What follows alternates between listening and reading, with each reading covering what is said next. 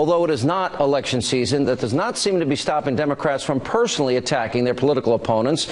Now, former New Mexican Governor Bill Richardson not only admitted he was not a fan of Senator Ted Cruz, but also questioned Cruz's heritage because of his politics. Watch this. He's anti-immigration. Almost every Hispanic in the country wants to see immigration reform. No, I don't think he should be defined as a Hispanic. He's a politician from Texas, a conservative state, and I respect Texas's choice. But what I don't like is when you try to get things done, it's okay to be strong and state your views, your ideology. But I've seen him demean the office, be rude to other senators, not be part of, I think, the civility that is really needed in Washington. Talk about civility. What about President civility? Joining me with reaction, Fox News political analyst. She's always civil. Kirsten Powers, radio talk show host. Dana Lash is back with us. Guys, good to see you. And I see Harry Reid called Cruz a schoolyard bully, and then yet what's our friend James Carville is praising Cruz. Are Democrats afraid of Ted Cruz, Kirsten?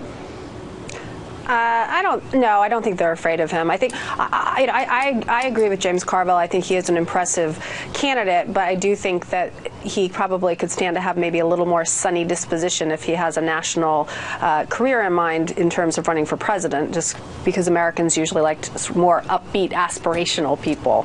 Dana, I look at Cruz, Mike Lee, Rand Paul, and Marco as kind of the new conservative movement in the country. Yeah, and that's exactly right. And I think a lot of Americans, Sean, view them the same way. And Democrats certainly do, which is why they're trying to do everything that they can to pepper the field for 2016 and put some potholes in front of Cruz's way. And Cruz, you know, I think he's very inspirational. I think he has a fantastic story. He has a great background, and his story really resonates with a lot of Americans, which is why so many Americans really identify with Ted Cruz, and so many recognize him. I mean, here's this guy's a newbie, he's a freshman, and already he's a superstar in the movement. So I don't know, Bill Richardson, his criticism would mean something, Sean, if he hadn't already spent quite a long time doing the exact same thing he's condemning now. He did it to Clarence Thomas. He's done it to a number of people.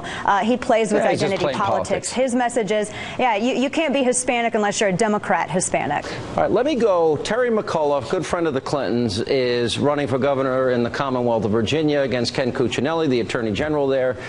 A devastating, I mean brutal RNC ad that I frankly like. Let's run it. We got there a little afternoon and spent the whole afternoon in her room. I was trying hard not to appear restless, but I'm not one to sit still for long, and soon I was going stir-crazy, which drove Dorothy nuts. Isn't there something you need to do, she finally said. I told her that the Washington Post was having a party that evening for Lloyd Grove, who wrote the reliable source column. I went flying out the door and drove to the party. I made the rounds at the party and ran into Marjorie Williams, who was writing a story on me for Vanity Fair magazine. She was shocked. Isn't Dorothy having a baby today, she asked. Marjorie just couldn't understand how I could have left Dorothy alone.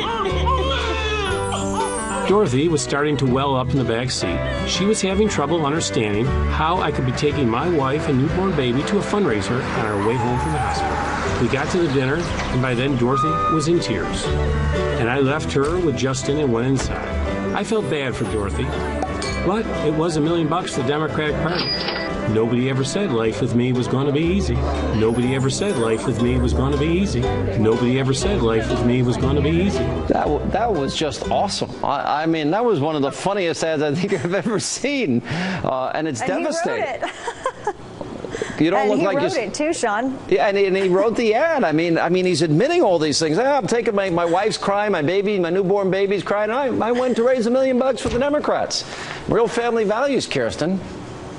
It's just weird. Like, I don't know what to say about it. I don't know why anybody would brag about that kind of behavior. It's just very strange behavior.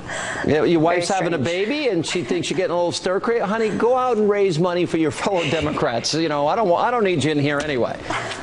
That wouldn't fly. This may shock you, Kirsten. This wouldn't fly in the Hannity household. Oh, no, I know that. I've met your wife. That would not happen. That would not happen. How big an impact could that have, Dana? Oh, I think it's going to have a pretty big impact, at least for voters, because he's never held statewide office. They're still getting used to his name, so that's who he is. Maybe he could sue them for libel like he did the Franklin Center if they didn't like it. Yep. All right, we'll see. Guys, good to see you both. We appreciate it.